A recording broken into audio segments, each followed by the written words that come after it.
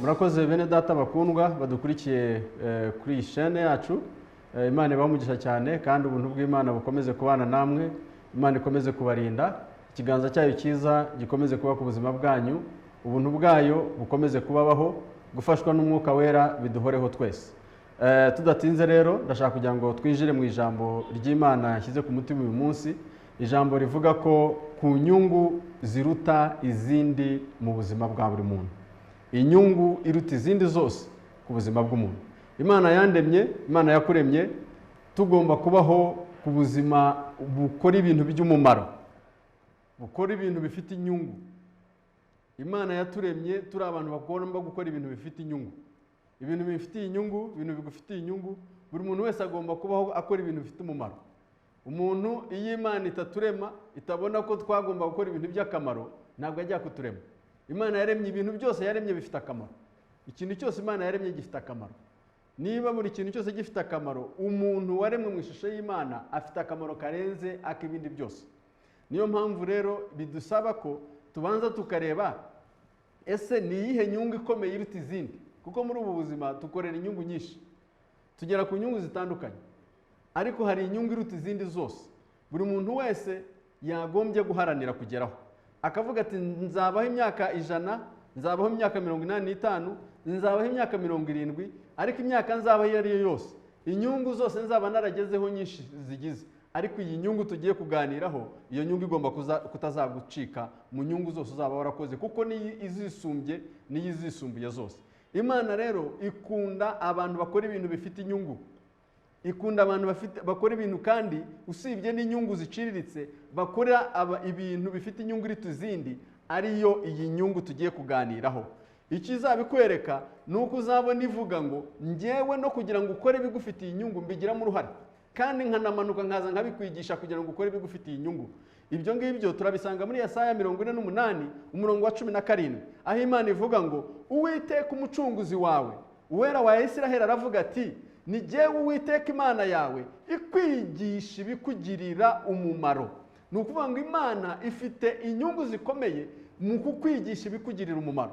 Ifite inyungu zikomeye ko ukora ukagera ku nyungu ziruta izindi zose.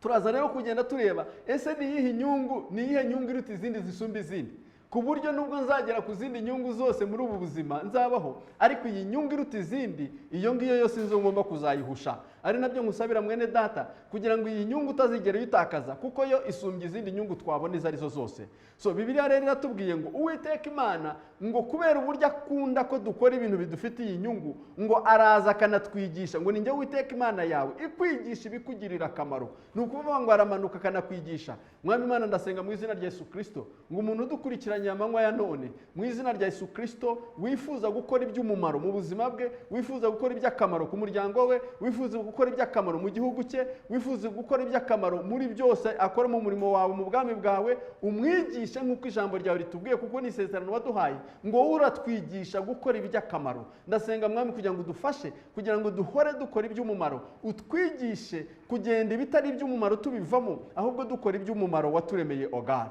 urakoze Yesu. Hanyuma Imana ikavuga ngo ikakujya imbere, usibye kukwigisha ngo ntabwo ikwigisha ngo igusige. Erega hari ubwo abantu batwigisha barangiza bakaduterera aho ngaho, ariko Imana yo ntigusiga. Nyuma yo kukwigisha irangiza ngo ikakujya n'imbere, ngo mu nzira ukwiriye kunyuramo, ikakujya imbere ikagenda ikavuga ngo yego nakwigishije, ariko ndashaka no kukubera umutoza no kukubera umuyobozi, ugenda ukwereka ngo daraha ngaha dere babigenza uku nguku, dere babigenza uku nguku. So ibyo rero ni byiza kugira ngo tubanze tumenye icyambere ko Imana ikunda ko dukora ibintu bifite inyungu ku buzima bwacu, bifite inyungu mu bwami bwayo, kandi kitatureka gusa, ahubwo kwinabitwigisha. Hanyuma rero ubwo tukagenda tukajya kureba ese ubundi ibidufitiye umumaro tubisanga hehe, ibitwigisha gute? Ko ijambo ry'Imana ritubwiye ngo itwigisha ibidufitiye umumaro, gukora ibidufitiye akamaro, gukora ibidufitiye inyungu, ibitwigisha gute? Tubisanga he?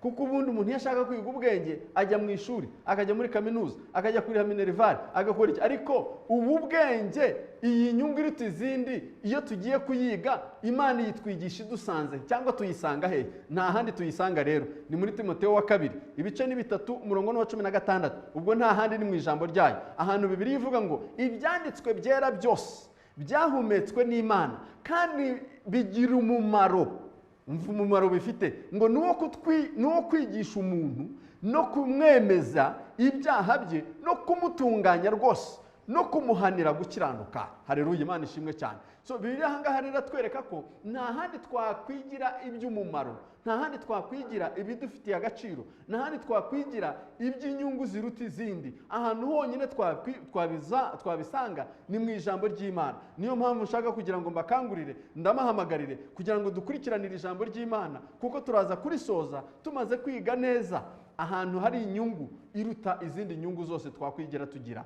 Rero kugira ngo ni izihe nzira ducamo, ni izihe nzira ijambo ry'Imana ritwigisha, ritwereka uburyo twagera kuri iyo nyungu iruta izindi. Aho ngaho turaza gusoma ku byanditswe byera, twumve Yesu ucyo yabivuzeho kuri Matayo ibice 16 umurongo wa 26. Haravuga ngo kandi umuntu byamumarira iki gutunga ibintu byose byo mu isi niyakwa ubugingo bwe? Cyangwa umuntu yatanga iki gucungura ubugingo bwe? Ahangaha murabyumva neza, ntabwo arimo gukora statement, ahubwo arimo arabaza ikibazo.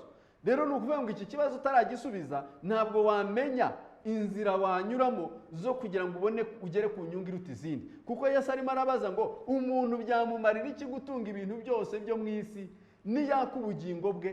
Cyangwa umuntu yatanga iki gucungura ubugingo bwe? Ni ukuvuga ngo ahangaha harimo ikintu, isi n'ubugingo. Harimo guharanira gutunga isi, harimo guharanira gutunga ubugingo. Yesu rero arimo aravuga ati bimaze iki kuba watunga isi ugatakaza ubugingo? Akwereka ngo inyungu iruta ibindi byose si isi. Inyungu iruta izindi nyungu zose tuzigera tugeraho si uko twatunze amafaranga menshi. Inyungu iruta izindi nyungu tuzigera tugeraho si uko twatunze amazu menshi. Inyungu iruta izindi tuzigera tugeraho si uko dufite ibintu byinshi, ni uko dufite ubugingo buhoraho. That is the greatest gain ever. Niyo nyungu iruta izindi Yesu atwifuzaho, niyo nyungu adusaba ko tugomba guharanira. Izindi nyungu zikaza, ariko inyungu ya mbere ibanziriza izindi za kwisonga akaba ari inyungu y'uko twabonye ubugingo buhoraho. So iyo niyo nyungu rero ya mbere. Rero kugira ngo tubone ibyo ngibyo, inzira z'Imana zituganisha kuri iyo nyungu iruta izindi, na ahangaha tubanza tukagira. Ahangaha murabyibuka Yesu yashakaga kugaragariza, yakoze iyi statement arimo kubwira abigishwa be inzira yanyuramo kugira ngo agere kuri iyi nzira, kuri iyi nyungu iruta izindi ariyo y'agakiza. Hanyuma rero atangira kubabwira ati njyewe rero nzasubira i Yerusalemu. Ahangaha murabyibuka ubwo ngubwo ni muri Matayo ibice 16 umurongo wa 25 uhereye ku wa 21. Aravuga ngo Yesu ahera ko yigishwa abigisha be ko akwiriye kujya i Yerusalemu. Arababwira ati ubwo mundebera ahangaha rero turi kumwe, ariko ngomba kuzasubira i Yerusalemu, ngomba kuzajya i Yerusalemu, ngo nagerayo icyambere nkababazwa, ngo nzababazwa, ngo hanyuma ngo mbambwe, ngo nicwe, ngo ndetse bageraho bampamba, ngo ariko kandi ngo ku munsi wa gatatu nzagira nte, ku munsi wa gatatu nzazuka. Ngo arimo kubabwira iyo nkuru y'ibizamubaho kugira ngo agere ku nyungu iruta izindi. Hanyuma ngo Petero amushyira ku ruhande, wowe ni ku murongo wa 22. Ngo Petero aramwihererana atangira kumuhana ati biragatsindwa mwami, ibyo ntibizakubeho na hato. Arabyiyamagana. Ni ukuvuga ngo mu gihe Yesu aharanira kuzagera ku nyungu iruta izindi, agyemera kujya ku musaraba, yemera gutanga ikiguzi cyose, Petero waravuga ati reka biragatsindwa, iyo nyungu ahubwo wayireka tukigumanira, ariko iyo nyungu ntuyigereho. Inyungu iruta izindi tuyigeraho twakiriye umusaraba, twemeye umusaraba. Twebwe nta nubwo tuzawujyaho ngo wawutubambeho, ariko wawubambweho ntabwo twagombye kuwukwepa. Niba dushaka inyungu iruta izindi, ariyo yo kwakira agakiza, ariyo y'ubugingo bukiranutse, ni inyungu ikomoka ku musaraba, aho Kristo yabambiwe, aho yabambiwe ku musaraba. Buriya niyo nyungu yaharaniraga kugira ngo ngere ku nyungu y'ubugingo bwanjye, kugira ngo iyo nyungu y'ubugingo bwanjye bukijijwe ayigereho. So ni ukuvuga rero ko ni byiza bene data kugira ngo dusobanukirwe neza ko nta nyungu twageraho dukwepye umusaraba. Petero rero yashakaga kuwuhunga ngo yigumanire na Yesu, abona Kristo, ariko iyo nyungu ntiyayirebaga. Ariko Yesu kuko yarebaga kuri, akareba inyungu y'ubugingo bwanjye, akareba inyungu y'ubugingo bwawe buhoraho, yaravuze ati nzawihanganira, nzimera njye ku musaraba, nzemera njye Yerusalemu, ngende mbabazwe, ngende nkubitwe, ariko inyungu y'agakiza nkunde nyigereho. Iyo rero ni inzira Yesu Kristo yashakaga kubereka iyo banyuramo kugira ngo bagere ku nyungu iruta izindi. Inyungu iruta izindi ni iy'agakiza, iruta ibindi byose twazunguka. Ibyo ntabyo ntabwo ari bibi, ariko kubyunguka udafite agakiza ni nothing, ni rien, ni ubusa. Inyungu ifite inyungu nyanyungu ni inyungu ifite agakiza. Niyo mpamvu Yesu aha yemera akavuga ati reka ngende mbabazwe, ngende nkubitike, ngende bingore, ngende mbabare, ariko ngere kuri iyi nyungu izakiza ubugingo bw'isi yose. So ahangaha rero iyo ni inzira ya mbere. Kugira ngo ugere ku nyungu y'agakiza, kugira ngo ugere ku nyungu iruta izindi, ugomba kumenya kwiga, ukabara, ukagira n'ubundi no mu buryo busanzwe. Abacuruzi ntabwo umucuruzi abyuka ngo ajye gushora imari y'ahantu atabanje gukora inyigo, atabanje kureba ngo bisaba iki, atabanje kureba ngo se byabishobora, atabanje kureba ngo se mfite iki, nabigenza gute, nzashora iki, nzakuramo iki. Umuntu wese uri reasonable, umuntu wese w'umunyabwenge, mbere yuko yishora mu kintu icyo ari cyo cyose, arabanza akabara, akareba ubushobozi bwe, akareba n'icyo agiye gukora, hanyuma yarangiza akagikora. No muri ibi ngibi rero, kugira ngo tumenye inyungu iruta izindi, tugomba kubanza tukiga, tukamenya ngo ko hari isi inkurura, hakaba hari n'ubugingo nkeneye, kandi isi kabisa nk'ifite ibineza neza, nzabigenza gute kugira ngo iyi nyungu iruta izindi ariyo y'ubugingo buhoraho ariyo nzabona. Ni ukuvuga rero ngo ahangaha Yesu rero yarabikoze, yakoze iyo nyigo, abona ko kugira ngo azagere ku nyungu iruta izindi ariyo y'agakiza, ari uko yakwemera agaca mu bikomeye, agaca ku musaraba kugira ngo ngewe nkizwe. Ibyo rero natwe tugomba kuwemburesinga, tukawakira kugira ngo dukizwe. Ikindi cya kabiri kitugeza ku nyungu iruta izindi, noneho nyuma yo kumenya ko inyungu iruta izindi ari y'ubugingo buhoraho, noneho ni ugukora ibijyanye n'ubugingo buhoraho.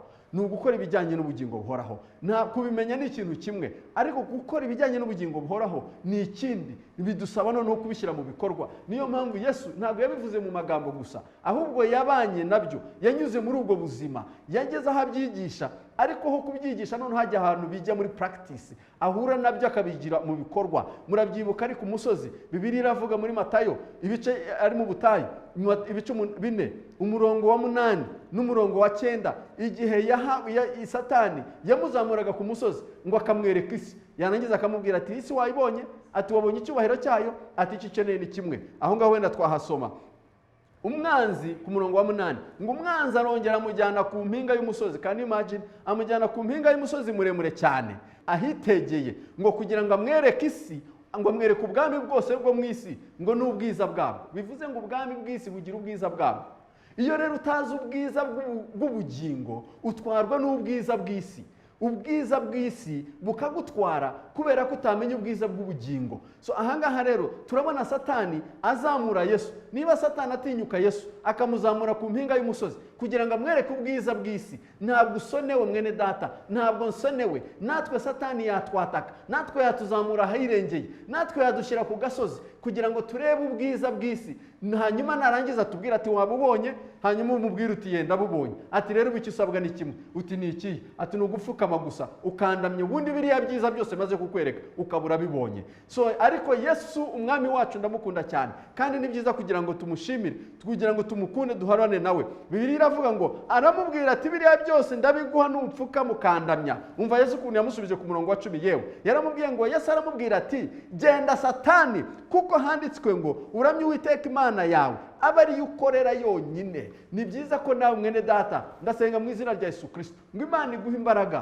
kugira ngo nugera ahantu nkaho mu mayira abiri wabuze icyo ufata, isi gukurura, ubona ibyiza byayo, ubona wabisingira, ubona wabifata, nyamara bisa nabi, hari n'ubugingo hariya, Imana hari ikigusaba, ariko ukabona ikisi, Imana ikwambika imbaraga kugira ngo ikurenze ayo marira abiri, ikurenze uko kuvangirwa, ikwambika imbaraga zituma uhitamo igikwiye, zituma uhitamo icyo Imana ikwifuzaho. Nk'uko umwami wacu ari we Yesu Kristo, kandi niwe mutambyi wacu, niwe udusabira, niwe rugero rwacu, ngo arabyanga aramubwira ngo genda Satani. Nawe sinzi amayira abiri urimo, ariko wabwira Satani ngo genda Satani, ngo njyewe nzaramye Uwiteka Imana, ngo kuko handitswe ngo uramye Uwiteka Imana yawe yonyine abe ariyo ukorera yonyine nta kindi. Mwami Imana udufashe kugira ngo abe ari wowe wenyine tuzajya turamya. Isi nidukurura duhite twibuka ko ari wowe ufite ubugingo bwacu, kandi ubugingo burusha agaciro ibyo twari dukeneye mu isi. So ahangaha ni hamwe ushobora kuvuga ngo ni Yesu ngo kuko yari Imana, nubwo yari umuntu 100%, ariko yari n'Imana 100%. Ariko ndashaka ngo nkwereke n'undi rugero rw'undi muntu umeze nkanjye, wari umeze nkawe, utari Yesu, washoboye guhagarara akanga gukora ibyaha kugira ngo anezeze agendere mu bugingo bw'Imana. Aho ni mu Baheburayo ibice 11 umurongo wa 24 na 26 ni Mose, muramwibuka, aho ijambo ry'Imana rivuga ngo kwizera niko kwatumye Mose ubwo yari amaze gukura yanga kwitwa umwana w'umukobwa wa Farawo. Erega hari harimo inyungu iyo yemera kwitwa umwana w'umuhungu w'umukobwa wa Farawo. Harimo inyungu, hari ubutunzi bujyanye no kwitwa umwana wa runaka. Ariko Mose kubera kuvuga ngo njyewe aho kugira ngo nzagende mu birimbuka, aho kugira ngo nzagiranwe n'ibindimbura, aho kugira ngo nzajye mu binezeza by'isi, ngo ntakaze ubugingo, nabireka nkajya kubabaranywa na bene bacu b'ubwami bw'Imana, ariko kandi nkunguka ubugingo. Ngo umuntu wasobanukiwe umunzani ukwiye gushyira ku munzani isi, ugashyira ku munzani by'ubugingo, warangiza ukavuga ngo iby'isi byankururaga, byasaga nkaho bisa neza, byasaga nkaho byankiza, byangirira umumaro ukomeye, ariko kubera ubugingo bubirusha agaciro. Erega buriya yarabibonye. Uzi ukuntu birivuga, reka tuhasome twumva icyatumye ahitamo uko nguko. Ku murongo wa 25 haravuga ngo ahubwo agahitamo kurenganywa.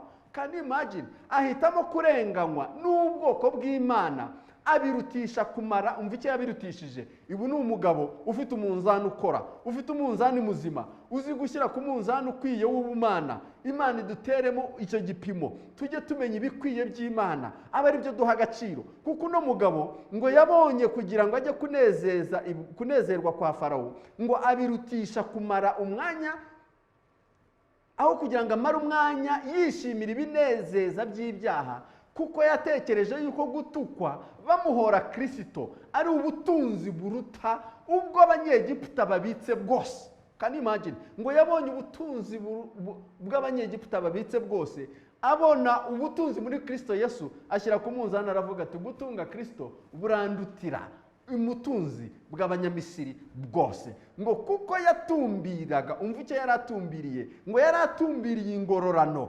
azagororerwa. Ni ukuvuga ngo umuntu urenga kino gipimo, umuntu urenga iyi ntambwe, umuntu urenga aya mayira abiri, umuntu urenga iyi confusion, ni umuntu ufite indi ngororano areba itagajuka y'umwami wacu. Mwami Imana ndasenga mu izina rya Yesu Kristo ngo udufashe duhumura amaso Papa, amaso y'imyuka yacu, kugira ngo tuhweze dushobore kujya tureba, duharanire kugera kuri iyi nyungu, duharanire kureba ingororano yawe itagajuka, itarangira, idatwarwa n'imigezi, imyuzure, imitingito ntacyo yayitwara, ntacyo byaba na COVID, nta kintu na kimwe, nta cyago cyatera ku isi ngo kijyane iyo ngororano yacu itagajuka. Haleluya. Mwami Imana ndasenga umuntu wese udukurikiranye mu izina rya Yesu Kristo, udufashe Papa, utwambike izo mbaraga, ngo nituzajye tugera mu mayira abiri, aho tugomba guhitamo iby'ubugingo n'iby'iyi si, duhita dufata iby'ubugingo, kuko byo bidufasha muri iki gihe no mu gihe kizaza. Imana ibaho umugisha cyane. So turashaka kugira ngo noneho turebe,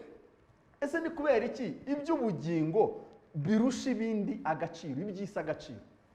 Kuki iby'ubugingo ari byo tugomba guha agaciro kurenza iby'isi? Kuko iby'isi nabyo bifite imbaraga zabyo. Kuko twabonye Yesu bamwereka ngo icyubahiro n'ubwiza, ngo isi yari ifite ubwiza. Panije baramubaranza barabimwereka ngo wabibonye, ati yego. Icyo usabwa ni kimwe, ni ukumfuka mukandamya gusa. Bivuze ngo isi ifite ubwiza bwayo. Utarabona ubwiza rero bw'ubwami bw'Imana, ngo umenye ko buruta ubw'isi, watwarwa n'isi, akaba ariyo kote, akaba ari rwo ruhande rugutwara ibihe byose, kubera ko ntabwo urasogongera ngo wumve indi neza iva mu bugingo. So tushaka rero impamvu, turavuga nk'impamvu zigera kuri 3 zituma iby'ubugingo birusha agaciro iby'isi. Impamvu ya mbere, ubugingo busa n'Imana. Ubugingo busa n'Imana, ariko isi ntisa n'Imana.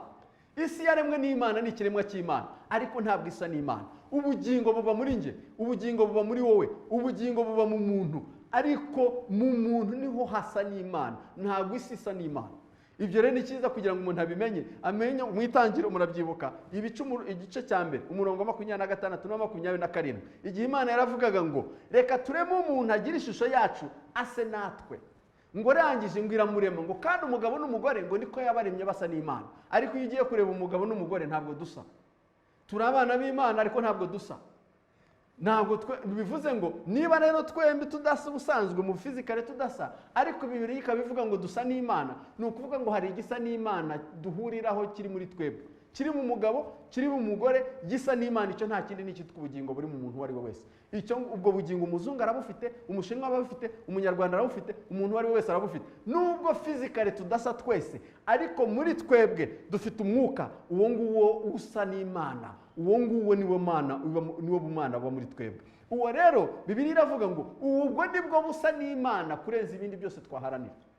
Ibyo rero kubera ko bisa n'Imana, ubwo bugingo kubera ko busa n'Imana, bufite agaciro k'ubumana, burenze ibindi byose agaciro, burengeje ibintu twatunga ibyo ari byo byose. Niyo mpamvu tugomba guharanira k'ubwo bugingo butanduzwa, k'ubwo bugingo butanduzwa, ko ari bwo busa n'Imana. Iyo ni impamvu ya mbere ituma burusha ibindi byose agaciro. Gusa n'Imana nta kindi. Inka ntisa n'Imana, ibiti ntibisa n'Imana, inzu ntizisa n'Imana, imodoka za Range-Rover nta ndege isa n'Imana. Ariko ubugingo buri muri njyewe busa n'Imana, ubugingo buri muri wowe busa n'Imana. Ubwo bugingo rero ugomba kubaha agaciro kurusha ibintu byose watunga, wakenera, washaka, wakwifuza, waharanira kuzageraho. Niyo mpamvu ubugingo burusha agaciro ibindi byose. Niyo mpamvu Yesu yabajije ngo ese byakumarira iki?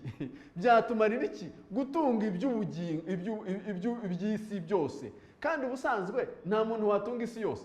Ariko Yesu yashakaga kukwereka ngo reka yashyuminge ko bishoboka. Aravuga ngo biramutse binashoboka, usibye ko bitajya bibaho ko umuntu atunga isi yose. Abatunzi bose bigeze babaho mu isi, ntawe uratunga isi yose. Ni ukuvuga, ariko Yesu aragerageza akavuga ati noneho tuvuge ngo mu isi yose, amaproti yose yo muri Kigali no muri Afurika bose baravuze ngo abantu bose barayaguhaye, ariko ugatakaza ubugingo. Yesu abikurura bijyanaho, kandi ariko se abo bantu bayaguha byaba bimeze bite? Ntabwo bashobora. Isi irimo abantu ababiguha, azaguhereze n'imwe cyangwa ebyiri nawe. Ariko Yesu aravuga ati kabone nubwo byashoboka bakabiguhereza ibyo byose, ugatakaza ubugingo. Ngo ntabwo ubugingo we yabushyize ku munzani asanga buruta ibyo bintu byose byo mu isi yose.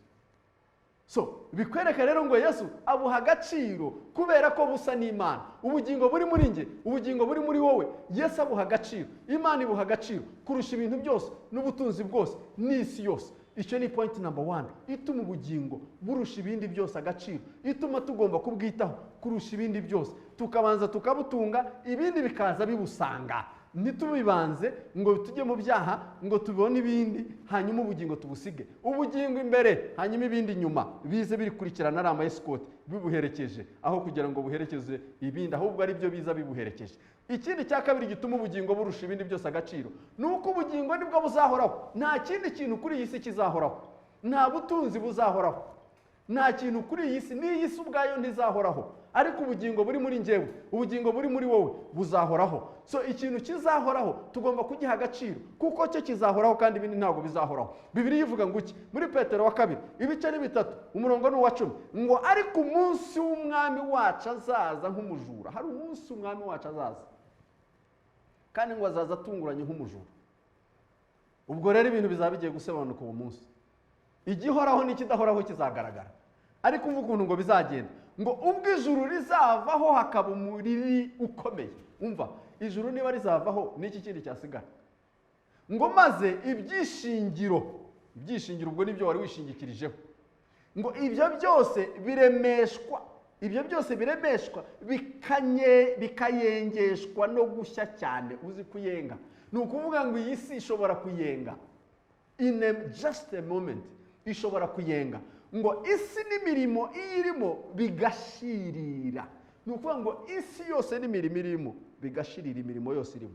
Yasi waharaniraga, yasi wirukankaga inyuma, bya bintu waharaniraga kugeraho, ngo byose bizagira igihe bigire expire, birangire, byexpire, birangire, ubuzima bwabyo burangire. Ariko umva ikintu kizasigaraho, ngo nuko ubwo ibyo byose bizayenga bityo, yemwe uko dukwiriye kuba abantu bera kandi tukubaha Imana mu ngeso zacu, nguwo umuntu uzaramba, nguwo umuntu uzahoraho, ni umuntu ufite ubugingo bwubaha Imana no mu ngeso ze. Ngwicyo kintu kiruta ibindi agaciro. Ubugingo rero burushije ibindi agaciro kubera iki? Bwo buhoraho. Ibindi byose duharanira nta na kimwe gihoraho. Hari n'ibisaza turi aha ngaha, ariko umuntu bitagutangaza akora amanyanga kugira ngo abone umwenda, kugira ngo abone ikote, kugira ngo abone ikanzu, kugira ngo abone ikintu kigezweho, kandi icyo kiracika kikanamucikana kiri no kuri iyi si ataravaho. Ntabwo kiri permanent, kandi akaba akibonye at the expense y'ubugingo buzahoraho iteka ryose. Ese bwo yaba imodoka ntidupfana, yarurengero, indege se ntizikora impanuka, ntizishaka, nta kintu na kimwe ahangaha tuzageraho twabona kidasaza. Buri kimwe cyose kirasaza, ariko ubugingo buri muri njyewe, ubugingo buri muri wowe, ntaho buzajya, bwo buzahoraho. Niyo mpamvu burusha agaciro ubutunzi bwose twazigera tugeraho. Niyo mpamvu Bibiliya ivuga muri Matiyo ibice 10 umurongo wa 28 ngo ntimuzatinye abica umubiri badashobora kwica ubugingo. Ni ukuvuga ngo umuntu yahemukira uno mubiri, yanawica, yanawukuraho, ariko hari ahantu atagera. Ni ku bugingo bwanjye. Hari ubugingo ntibugerwaho. Ubugingo buri mu Mana. Ubugingo bwawe burahishwe buri mu Mana. Nta cyabugeraho, nta cyabuhemukira. Uwahemuka yahemukira umubiri wambaye, ariko ntabwo yahemukira ubugingo. Umva rero, niyo mpamvu bufite agaciro kurusha ibindi byose. Umuntu yaguhemukira akagutwara ikibanza, umuntu yaguhemukira akagutwara ubutunzi, umuntu yakwiba amafaranga, nose ntawe bariba telefone, ntawe bariba laptop se. Ibintu byose dufite ni ibintu biri aho ngaho babitwara, ariko ntawe ushobora kukwiba ubugingo. Ubugingo buri mu Mana. Niyo mpamvu barakwiba, bakakwiba iby'agaciro, ugasigarana igifite agaciro batiba. Icyo ni ubugingo buhoraho. Niyo mpamvu buburusha, kandi upfa kuba ukibufite, upfa kuba ugihumeka. N'ibyo bakwibye ejo wabubona, kuko erega utabufite n'ibyo ntibyaza, kuko biza kuko uhari. Ubwo bugingo buha agaciro rero nibwo bufite valeur, nibwo bufite value kurusha ibintu byose waharanira kugeraho. Keep your soul pure. Ubwo bugingo nubwo agaciro. Imana iyo ikurebye ntabwo ireba ibyo ufite, Imana ireba ubugingo bwawe. Ikwita human being because he breathed, yahumetse umwuka cyangwa cyagiye yaguhumekeragamo umwuka. Nibwo bugingo, nibwo bumana bwayo muri wowe. So ubugingo rero bufite agaciro mon cher, burusha bufite agaciro ibintu byose. Niyo mpamvu Yesu akubwira ati byakumarira iki gutunga ibiri mu isi ukabutakaza? Ntacyo. Indeed, ni byiza kugira ngo tumusubize tumubwire ngo ntacyo Yesu byamarira, kugira ngo ntunge ibyo mu isi byose mutakaze ntacyo. No kubera iyo mpamvu misemo kongera kukwirekurira papa. Niba utaramwizera muha ubugingo bwawe. Niba waramwizeye stick to Jesus, mugumishemo, ugume muri we mwami. Uduhe mwami kugira ngo duhore tukwizera, tugume muri wowe mwami, kuko ubugingo bwacu, ubugingo wakunze burarusha agaciro ibyo twazageraho byose. Niyo mpamvu Bibiliya ivuze ngo ibindi byose babikoraho, ngo ari kujya utinya, ngo umve icyo tugomba gutinya, ngo ahubwo mutinye ushobora kurimbura ubugingo n'umubiri muri Gehinomu. Uwo ngo ni ugiye gutinywa, kuko ubugingo buhoraho. Guhoraho nabi rero nicyo kibi. Ubwo rero uwo niwe tugomba gutinya. Tinya Imana kurusha ibindi byose, kuko hari ubwo abantu bakora amakosa kubera ko yatinya umuntu. Umuntu akagukoresha amakosa kubera ko arakugira gutya. Umuntu akagukoresha amakosa ukemera kubera gutinya umuntu, ugakora amakosa ugatakaza ubugingo. Nyamara Bibiliya yavuze ngo we ububasha yagukoraho ni mu kazi, afite ubushobozi bwo kukwandikira letere gusa akagusezerera. That is all he can do. Ariko Imana yagusezerera mu isi, ikagusezerera mu ijuru, ikagusezerera ahantu hose. Ariko ni kangahe utinya umuntu, utinye a human being ufite umwuka nkawe, ugakora amakosa ugahemukira Imana, kandi Imana igufiteho ububasha, uryamye, usinziriye, ukangutse, ubyutse. Mwami Imana ndasenga ngo ugire umuntu ufasha, umuhe imbaraga, umwambike imbaraga n'ubushobozi bwo guhagarara akajya akora igikwiye mu gihe nyacyo, bwo guhora kuri wowe papa, kuko ijambo ryawe riratubwiye ngo dutinye wowe, kuko ushobora, ufite access, ufite ubushobozi ku mubiri no ku bugingo.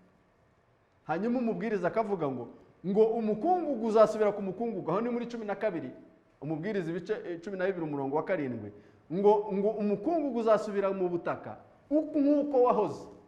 Ubwo ni ukuvuga umubiri. Ngo ariko umwuka uzasubira ku Mana yawutanze.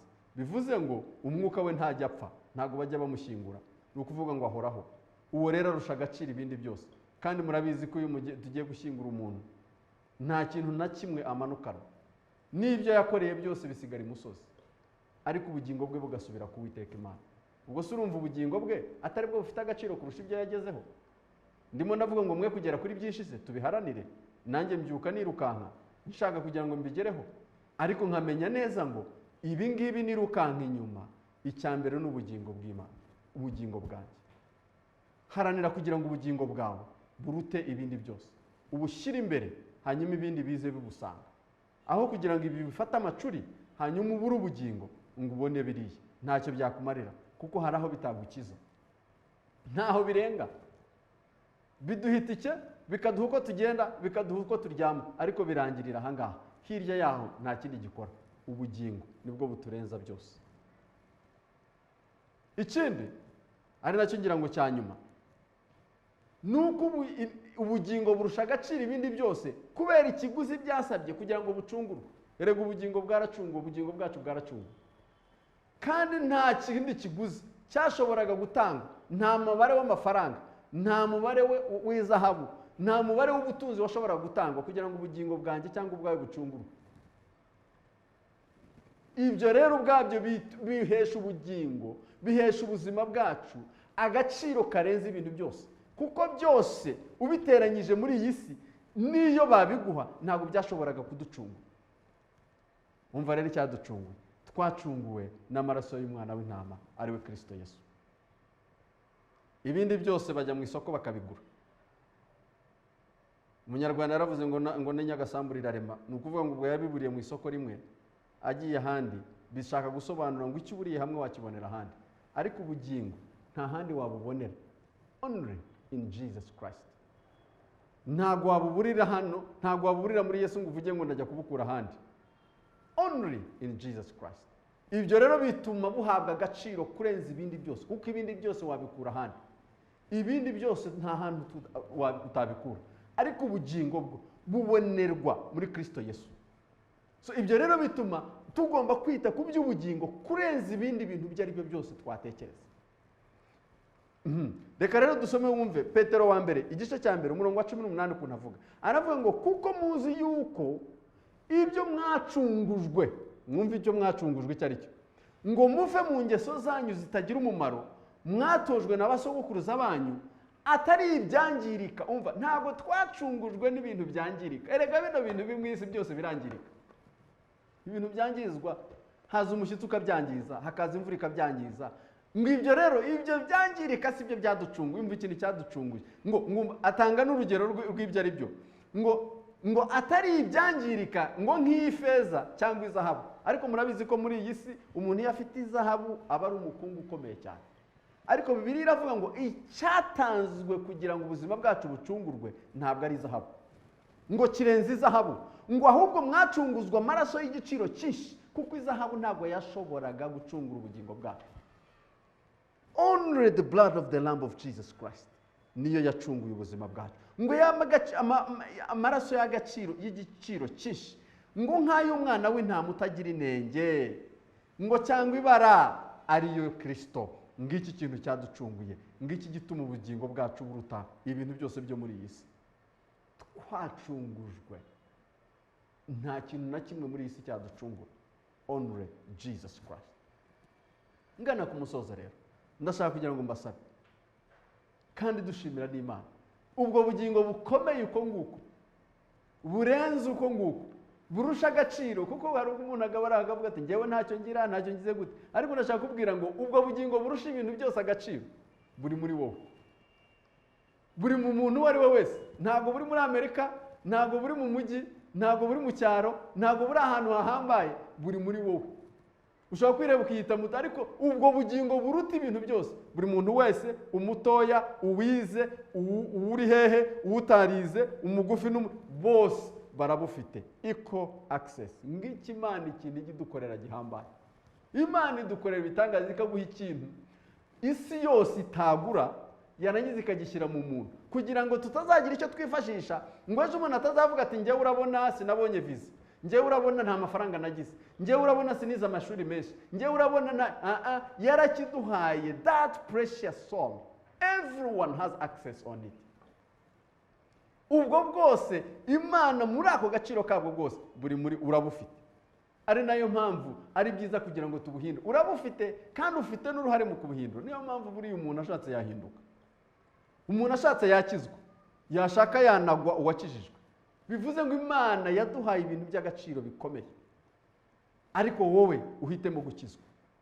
Uhitemo gukizwa kuko Bibiliya iravuga ngo ubwo bugingo, niyo mpamvu Bibiliya ivuga mu Baroma 12 nsoma umurongo wa 2, 12 nsoma umurongo wa 2, ngo kandi ntimwishushanye n'abiki gihe, ahubwo muhinduke rwose mugize imitima mishya. Bivuze ngo Imana irabizi ko dushobora kugira imitima mishya, ubuzima bushya, ubugingo bushya, imyuka mishya. If we can just accept and change, ukajya imbere y'Imana, ubu bugingo ukabujyana imbere y'Imana, ndabukuzanira ndabuguhaye Mwami, Imana irabuhindura. Bwa bugingo burusha ibindi byose agaciro ukabura bufite, ukajyana nabwo, kubera ko Imana wemeye urabufite, kandi n'Imana irahari yiteguye kugira ngo iguhindure. Mwami Imana waduhaye ikintu kiri precious, the soul in me, the soul in all of us, the precious thing, gifite agaciro kurenza ibindi, ariko ugahitamo kugishyira mu mwana w'umuntu uwo ari we wese akaba agifite. Ndasenga kugira ngo he kugira n'umwe uzagira icyo yifashisha, kuko Imana yaduhaye ibyo dukeneye byose. Dushobora guharanira gutunga iby'isi, ariko iby'isi nta n'ubundi bitunga ngo birangize. N'abitwa ngo barabifite hari amarira barira, ariko dufite ubugingo, dufite ubutunzi burenze ibindi byose, ubugingo. Stick to that. Niyo mpamvu ari byiza kugira ngo umenye ngo ubwo bugingo rero ntituzagira ikindi tubugurana. Ntukagire ikintu na kimwe ubugurana, kuko nta na kimwe wabona cyabugura cyabusimbura. Umugabo umwe wigeze kuba umutunzi, Bibiliya ivuga ngo niwe mutunzi n'umuhanga wigeze kubaho. Iyo bagiye kuvuga ubutunzi yatunze, bavuga ibice nka bingahe, basobanura ibitunzi, amagorodi yari afite, ibintu byose yari afite, basoma urutonde, uzagenda usoma abami ba mbere ibice 3, bavuga ubutunzi bwa Salomo, urabusoma ukavaho ukarambirwa. Sinzi ko hari undi muntu muri iyi si ushobora gusoma ubutunzi bwe ngo urambirwe, ariko ubutunzi bwa Salomo urabusoma mu bami ba 2, ukabusoma mu ngoma, mu bami ba mbere ibice 3, ukabusoma mu ngoma ibice 8, ibice 9, urutonde rw'ibintu yari afite, so many things, n'ubwenge yari afite ngo burani limited. Imana yarangiza ikamutangira bami ikavuga ngo usibye no mu gihe cyawe no mu gihe kizaza nta muntu w'umuhanga uzigera abaho, nta muntu uzagira ubutunzi nk'ubwa Salomo. Salomo niwe muntu watunze abagore bagera kuri 700 n'abandi 300 ngo bishoreke. Ariko umuntu asoza nyuma yo gutunga, yari afite ubutunzi bw'ibintu byinshi. Nyuma yo gusoza ibyo byose n'ibyaha abanze kubibona, umva ukuntu yashoje, ku buryo udakeneye kubanza ngo ubanze ubazenguruke nguze kubimenya, kandi hari uwabazengurutse akaza gukonkuriwa, akaza gusoza kubwira ko nta nyungu birimo. Asoza niyo mpamvu yanditse igitabo cy'umubwiriza. Ariko igitabo cy'umubwiriza giha mutwe w'amagambo uvuga ngo byose n'ubusa. Meaningless, vanité de vanité, vanities of vanity. Ngo byose n'ubusa. Ariko umuntu uvuga ngo byose n'ubusa, buriya hari ubivuga atarigeze abitunga. Ariko umuntu ubitunga yarangiza akakubwira ngo n'ubusa. Nukuvuga ngo abayarabitestinze, abayarabisuzumye, ku buryo wagombye kuvuga uti se ko babinsuzumiye, bakoze inyigo, bakoze research, why do I need to go through the same process? Nafatiye aho ahubwo nge nkahita shyira mu bikorwa. So Salomo rero yarabikoze, arabitunga byose, arangije asoza avuga tumva, nyuma yo kubigenzura byose, umva amagambo yavuze mu murongo wa 2, ngo umubwiriza aravuga ati ubusa gusa nta kamaro, ngo byose n'ubusa. Ibyo umuntu agokera byose akiri mu isi byamumarira iki? Bikwereka ngo ni byiza iyo Salomo abivuga, ntabwo ari ukuvuga ngo ibyo dukora, ibyo duharanira kugeraho, ngo cyangwa ugende uryame uvuge uti ntacyo nzakora, ntacyo nzajya. No, ugomba kubikora, ariko ikibihindura ubusa ni ukubikora bitagiramo Yesu. Ibyo watunga ibyo ari byo byose bitarimo Imana nicyo kibigira ubusa. Ni ukuvuga ngo everything minus God is nothing. Ariko uyu ufite Imana ukabitunga ukabigeraho nibwo bigira agaciro. Ni ukuvuga ngo meaning, ntabwo yavuze ngo meaningless. Yamaze kuvuga ngo meaningless, arangije atanga ikibiha meaning. Atanga ikibiha meaning, umva ukuntu yakivuze mu mubwiriza ibice 12 ari nacyo sorezaho umurongo wa 13. Ngo iyi niyo ndunduro y'ijambo, ngo byose byarumviswe, ngo igisigaye ni iki ngiki: wubaha Imana kandi ukomeze amategeko yayo, kuko ibyo ari byo bikwiriye umuntu wese. Imana imuhereza umugisha cyane, kandi Imana ibaho umugisha. Ngo ibyo nibyo bikwiriye umuntu wese. Umuntu wese harimo ngewe, harimo we, harimo umuntu wari muri mwe. Ngo ibidukwiye twese ni ukubaha Imana. Nyuma yo gutunga byose, nyuma yo kumva byose, ni ukubaha Imana tukagera mu bugingo buhoraho. Mwami Imana, ndagushimye kubw'ijambo ryawe ryiza rizima, rifite imbaraga, rifite ubushobozi, rihindura papa. Ritwereka Mwami Imana ko inyungu yaturuta izindi zose ari ugutunga ubugingo buhoraho. Ni ubutunzi butagira akagero. No wonder igihe Paulo ngo yari afite byinshi nawe mu gihe cye, ngo ariko arabazibukira ngo kubw'ubutunzi butagira akagero ngo yabonye muri mu kuronka Kristo Yesu. Ndasenga kugira ngo udukurikiranye amanywa ya none mu izina rya Yesu, utari wakira ubwo bugingo abwakire, nabugereranye n'ibyo yagenderagamo by'ibyaha n'ibinezeza by'ibyaha, abone ko byo bibaye amase, agendere mu gukiranuka no mu gukizwa no mu bugingo buhoraho. Uduha agakiza Mwana, uhabwe agakiza abana bawe, abakurikiye bose ubagirire neza hore God. Urakoze cyubahiro, turagushimye. Ni mu izina ryawe ryiza dusenze, amen. Amen. Thank you so much. Mwagize neza gukurikira, naho gutaha. Imana ibahe umugisha.